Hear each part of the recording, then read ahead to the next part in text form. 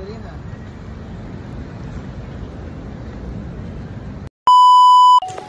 everyone! So, bumisita muna kami kay baby.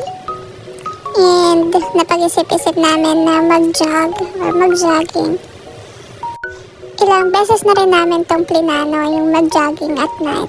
Pero hindi kami matuloy-tuloy. Ang cute ni Miming, oh. So, eto na nga, natuloy na kami mag-jog.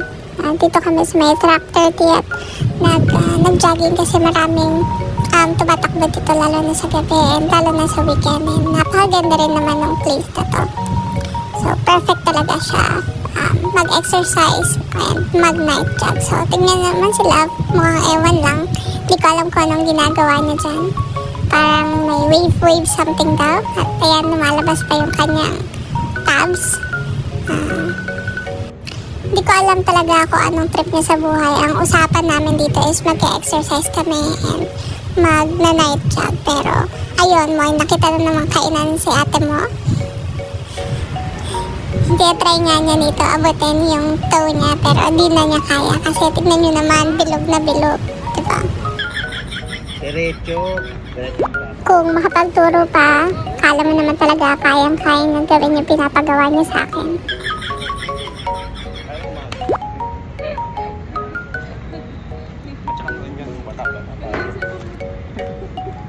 Ano po masasabi niyo? Pagod na kayo? Hindi pa kayo nakakaikot na isang buo?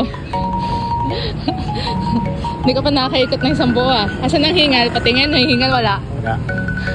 Talaga? Hinihingal na yan. Sing na lang.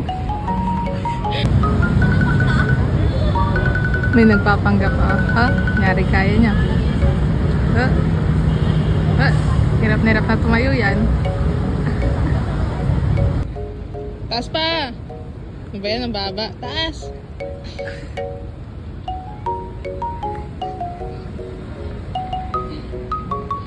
At ito nga, tuloy lang tayo sa pagtakbo. Pagtakbo, papuntang... Ewan ko ba, usapan talaga namin mag-exercise kami. Pero bakit nandito kami ngayon? So, ito try namin yung 375 all yours, all day ng TGI Fridays. So, meron silang complimentary nachos with tomato salsa dip na napakasarap. Grabe. Hindi ko alam kung anong nachos yan, pero ang sarap. Hindi ko na nga binigyan si Love niyan. Inubos ko na. Pati yung tomato salsa dip nila, grabe rin yung sarap. And refillable daw to eh. So, ito pala yung mga in-order namin sa appetizer. Yung truffle potato crisp, onion rings, tsaka yung buffalo bites. So, 3 set yung in-order namin kahit 2 lang kami. Kasi nga, hindi ko alam. Usapan talaga is magbabawas kami ng calories. Pero ito kami, nagdadagdag na naman ng timbang. So, tinikpan na nga namin isa-isa. And, grabe, ang sarap ng potato, yung truffle potato crisp, tsaka yung onion rings nila. Yung buffalo bites din is masarap, pero sila hindi masyadong trip, pero ako nagustuhan ko. So, tamang chikahan lang muna while waiting dun sa main order namin. So, appetizer muna tayo.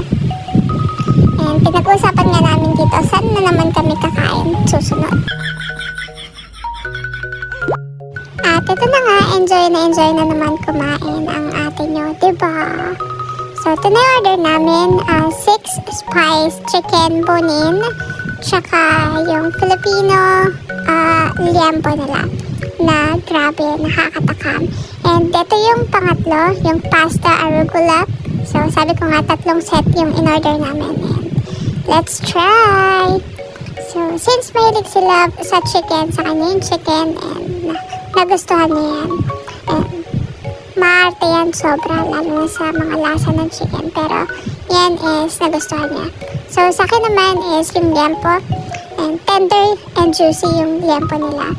So, malambot lang din siya. And lasang-lasa mo yung pagka-smoke nung liempo. Grabe, sarap talaga. Sulit yung ibabayad nyo dito. So, ayan, tingnan nyo, nagustuhan din talaga yan nila. Hindi ko alam kung gusto namin maging food vlogger or ewan ko kasi puro pagkain talaga yung tina-target namin. So, try naman natin yung pasta arugula nila.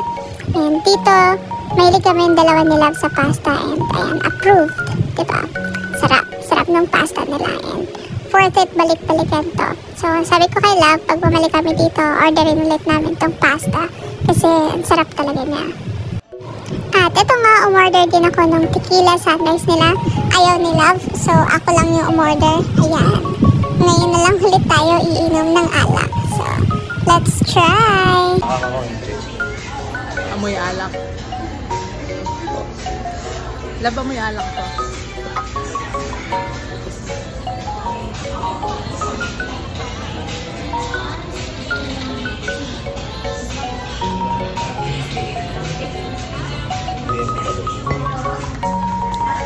Ngayon na lang ulit nalapatan ng alak yun.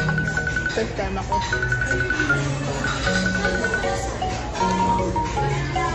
Humula na naman ako mamaya.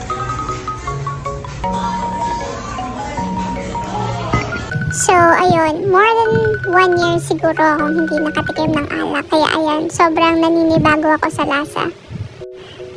Tamang shot lang ako mag-isa. Ayaw niya akong samahan. Ayaw niya rin tikman yung in-order ko. Sabi niya, ako na daw umubos. Order daw ako ng alak. Mag-inom daw ako. Mag-isa. Bumuli mo ka. Sabi mo, epekto na. Tequila. So, dahil gabi na, tara na, umuwi na tayo. Baka kung ano-ano na naman ang makita natin dito at mapabili pa tayo ng ibang dessert. So, ayan, medyo namumula ang ate niya dyan dahil nga sa tequila. Normal sa akin yan na pag nalapatan ng alak yung katawan ko is medyo mamumula yung mukha ko. So, eto. Hilig ni Love mag-video na naglalakad ako. Ewan ko sa kanya kung bakit. Tingnan niyo naman yung outfit ko, diba? Sporty outfit, naka-jogging outfit. Pero, nag-food marathon naman pala. Nice! So, salamat sa panonood. Antayin nyo na lang or abangan nyo na lang sa next food trip namin ni Love.